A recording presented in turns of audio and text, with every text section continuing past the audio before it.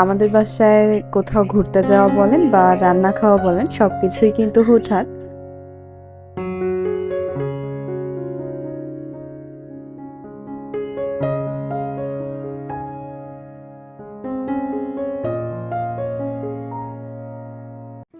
আসসালামু আলাইকুম এভরিওয়ান, কি অবস্থা সবার? কেমন আছেন সবাই? আশা করি ভালো আছেন। আমরাও আল্লাহ তাআলার অশেষ রহমতে ভালোই আছি আলহামদুলিল্লাহ। আজকে তো তোমার বার্থডে না। বেশ অনেক দিন আগের একটা ভ্লগ নিয়ে আপনাদের সামনে হাজির হয়েছি। আশা করছি পুরো ভিডিওটি জুড়ে আমার পাশেই থাকবেন। আই হোপ আপনাদের কাছে ভালোই লাগবে। ভিডিওটি কিন্তু বেশ কিছুদিন আগের শ্যুট করা। আসলে রিসেন্ট যেহেতু সোহার এক্সাম চালু হয়েছে, তো সেরকমভাবে কিন্তু ভিডিওতে আমার ফোকাসটা নেই। আর এজন্যই কিন্তু আপনাদের থেকে কিছুটা দূরে আছি। আসলে বাচ্চা মানুষ, আর বাচ্চাদের এক্সাম মানে তো মায়েদেরও এক্সাম, সেটা তো আর বলতেই হবে না। তো তার যেহেতু এক্সাম চলছে, তার চেয়ে তো আমার টেনশনই বেশি। তো দেখা যায় কি, বাসার সব কাজকর্মও যেহেতু আমাকে একা হাতেই করতে হয়, তো কাজকর্ম সেরে যেটুকু সময় পাই তাকেই কিন্তু প্রপারভাবে দেওয়ার চেষ্টা করছি। আর এজন্যই আপনাদের থেকে একটু দূরে আছি। আশা করছি এক্সামের পর আবার সব ঠিকঠাক হয়ে যাবে ইনশাল্লাহ। তো এখানে হচ্ছে চিকেন ফ্রাই করব, হুট করেই প্ল্যানিং। এবার হয়তো মনে হতে পারে আমার সব কিছুই কি হুটহাট হয়। আসলে ওরকমটাই। দেখা যায় কি, আগে থেকে প্ল্যানিং করে রাখলে না সেরকমভাবে কিছু হয়ে ওঠে না।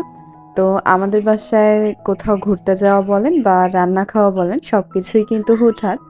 হুট করে যেদিন মনে হয় যে এই খাবারটা করি বা এই জায়গাটায় যাই, সেই দিনই কিন্তু প্রপারভাবে হয়।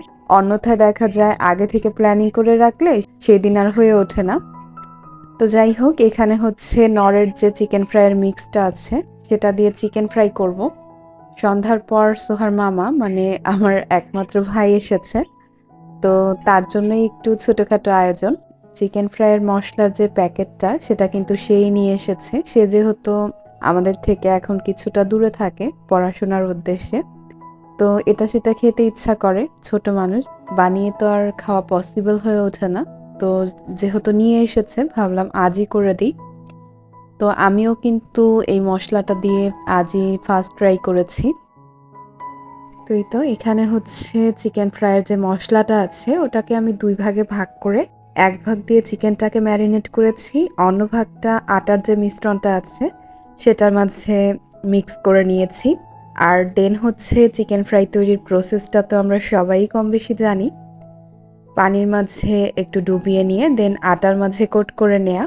তো সেভাবেই হচ্ছে আমি কোট করে নিয়েছি, আর এবার ডুবো তেলে ভালোভাবে ভেজে নিচ্ছি। পাশের চুলায় কিছুটা পোলাও বসিয়েছি। আসলে চিকেন ফ্রাইগুলা শুধু শুধু খাবে, তো মনে হলো রাতে ডিনারটা হয়ে যাবে। তো পোলাওটার মাঝে আমি হালকা পাতলা একটু সবজি অ্যাড করেছি, যাতে দেখতে কিছুটা ফ্রাইড রাইসের মতো হয়। আসলে ফ্রাইড রাইস না, ফ্রাইড রাইস রান্নার ধরনটা তো একদমই আলাদা। তো এটাকে হচ্ছে পোলাওই বলা চলে, জাস্ট একটু সবজি অ্যাড করেছি। আর এই তো আমার চিকেন ফ্রাইগুলা কিন্তু হয়ে গিয়েছে। ভাজাটা একটু ডিপ হয়ে গিয়েছে। আসলে আমার ভাই বলছিল যে একটু কড়াভাবেই খেতে চায়।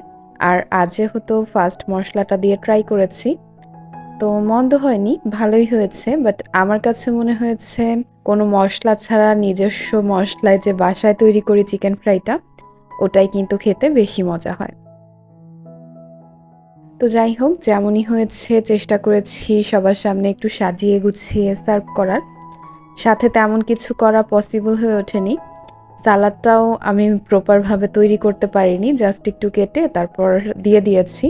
আসলে অনেক বেশি তাড়াহুড়া করছিল চলে যাওয়ার জন্য, তো সময়ের মাঝে যতটুকু পসিবল হয়েছে করেছি। আজকের ব্লগটা কিন্তু একদমই ছোট।